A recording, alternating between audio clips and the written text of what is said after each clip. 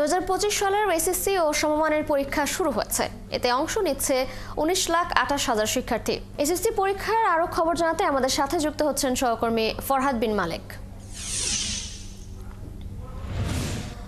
ফরহাদ, আপনি যে কেন্দ্রে আছেন সেখানকার পরীক্ষার পরিবেশ নিয়ে জানাবেন এবং পূর্ণাঙ্গ সিলেবাসে পরীক্ষা নিয়ে অভিভাবকরা কি বলছেন জানাবেন।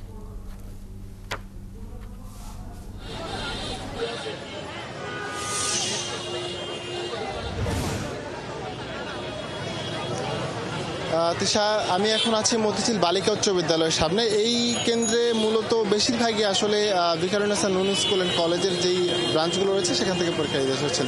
পরীক্ষা শুরু হয়েছে সকাল 10টায় পরীক্ষা শুরু হয়ে এখনও চলছে। আমরা যতটুকু আগেও আপনাদেরকে জানিয়েছিলাম, প্রথমে শুরু হবে এমসিকিউর পরে শুরু হবে লিখিত পরীক্ষা। লিখিত আর এমসিকিউর জন্য আলাদা কোনো সময় দেওয়া হচ্ছে না। পরীক্ষার্থীরা 9:30টার মধ্যেই তারা প্রবেশ করা শুরু করেছেন এবং তারা 10:45টার মধ্যে মোটামুটি সবাই প্রবেশ করে ফেলেছেন। অভিভাবকরা দেখতে পাচ্ছেন, অপেক্ষারত অভিভাবক যারা তার সন্তানের প্রথম পরীক্ষার জন্য তারা এখানে এসেছেন, তাদেরকে নিয়ে এসেছেন।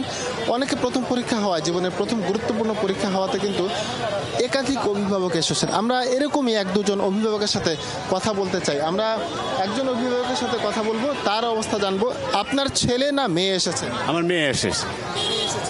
কোন স্কুল থেকে এলো? School and college. এবারে প্রিপারেশন নিয়ে, আপনার মেয়ের প্রিপারেশন নিয়ে আপনি যেহেতু বাবা, কেমন বুঝছেন? আলহামদুলিল্লাহ, খুব ভালো, খুব স্যাটিসফাইড। এবারে পরীক্ষাটাকে একটু দেরিতে শুরু হয়ে গেল। মাঝে একটা সময় ছিল ফেব্রুয়ারিতে পরীক্ষা হতো, মার্চে হতো, কিন্তু এবার এপ্রিলে হয়েছে। আগের সময়টাই ঠিক ছিল, এখন একটু গরম, এই জন্য আগেরটাই খুব ভালো ছিল আর কি। তারপরও আমরা এমনি সব সার্বিক দিক বিবেচনা করলে ভালো আছে। এমসিকিউ পরীক্ষাটা আগে হচ্ছে, লিখিতটা পরে। আগে তো এমসিকিউ পরে হতো, এটা নিয়ে কিছু বলবেন কিনা? এমসিকিউ পরীক্ষাটা আগে হচ্ছে, লিখিতটা পরে হচ্ছে। না, এই ব্যাপারে আমাদের তেমন কোনো অবজেকশন নাই, কোনো সব ঠিক আছে। আসলে পড়াশোনা বাচ্চারা যদি করে থাকে, আগে পরে এটা কোনো ব্যাপার না। জি, ধন্যবাদ আপনাকে।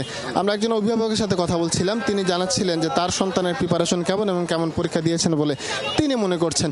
অনেক অপেক্ষারত অভিভাবক রয়েছেন, কেউ বাবা মা একসাথে এসেছেন, কেউ মা এসেছেন, কেউ বোন এসেছেন, অনেকে এসেছেন এখানে অপেক্ষা করছেন। আমরা আরেকটা বিষয় জানাই যে কিছুক্ষণ পর কিন্তু এখানে শিক্ষা উপদেষ্টা আসবেন, এসে পরীক্ষার্থীদের অবস্থা পরিদর্শন করবেন, পরীক্ষা কেন্দ্র পরিদর্শন করবেন, কোনো রকম সমস্যা, কোনো রকম অভিযোগ আছে কিনা তাও জানার চেষ্টা করবেন অভিভাবকদের কাছ থেকে।